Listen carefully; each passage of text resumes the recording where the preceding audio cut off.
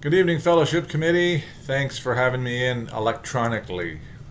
This way I can be in more than one place at the same time. As close as I ever want to get to cloning. Anyway, first I want to start by saying, first of all, thanks for 2014.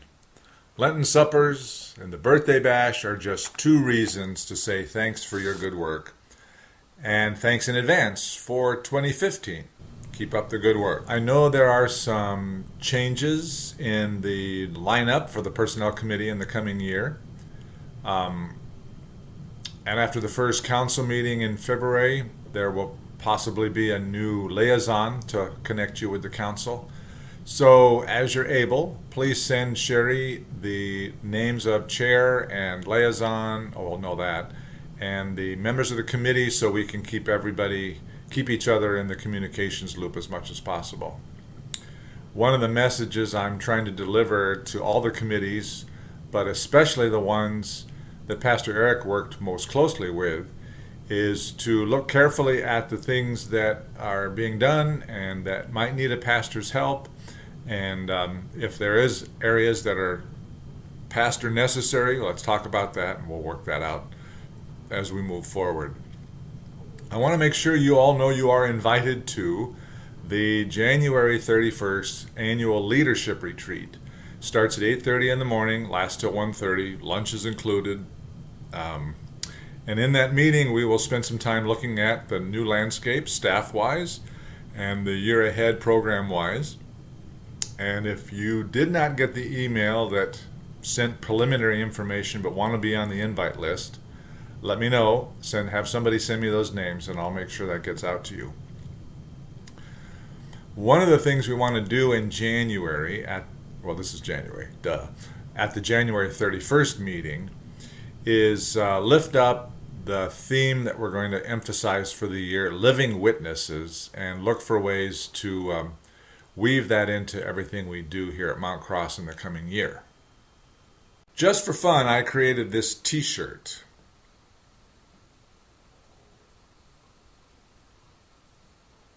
Now here's the back. I'm figuring most of us do not have the spiritual gift of literal martyrdom and would rather be a living witness than a dead one. So in the coming year, we want to build our confidence as people, individually and together, who, rooted in God's grace, joyfully witness as well as serve. One of the easiest ways to witness is to invite.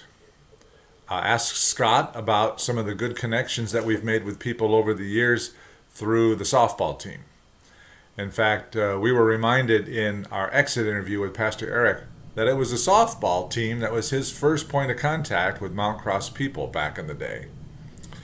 But if we want to be an inviting people, we need something to which to invite them to. And that leads to the challenge for the coming year that we'll be addressing.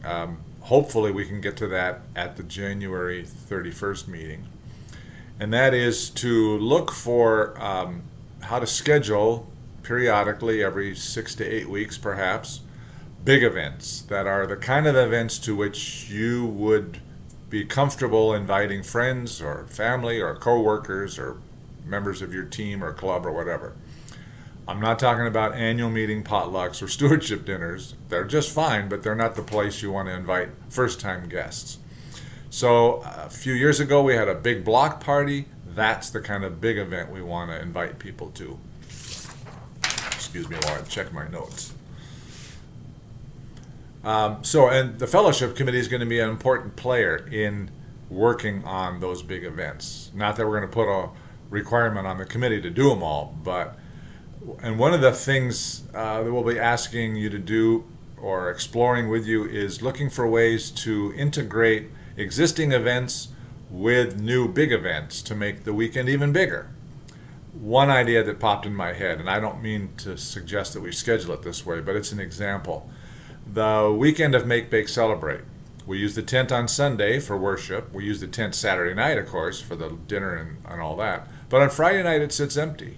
What if something like the birthday bash was held in the tent on Friday night as a change of pace and to build that weekend even bigger? So, speaking of all these events, that leads to a dream that I have for this coming year, dream and a plan, I guess I should say. Up till now, we've sent the time and talent. No, let me start over. Most years, our program year starts in September and runs through June, more or less.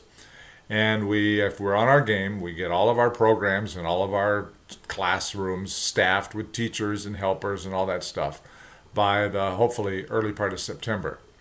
And then a couple of months later, we send out the time and talent sheet asking for help in all those areas.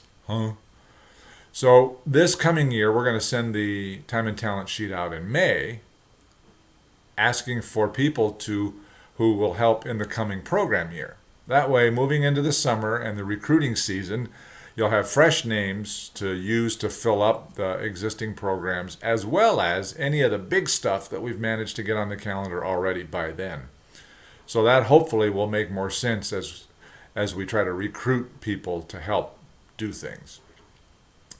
Finally, speaking of the time and talent sheet, I checked it before I started this report, and there are no new names who have checked be on the fellowship committee. I think Sherry's put all the information in the computer. If not, we'll make sure that any new names get to you. But rest assured, and you probably know this from experience, that if there's a project that needs doing and people are asked face to face, would you help? More often than not, they'll say yes. So the time and talent takes us so far, but asking personally for help takes us the rest of the way. So I think I've covered my list. The way we have this set up, you can't ask me any questions, but you know where to find me.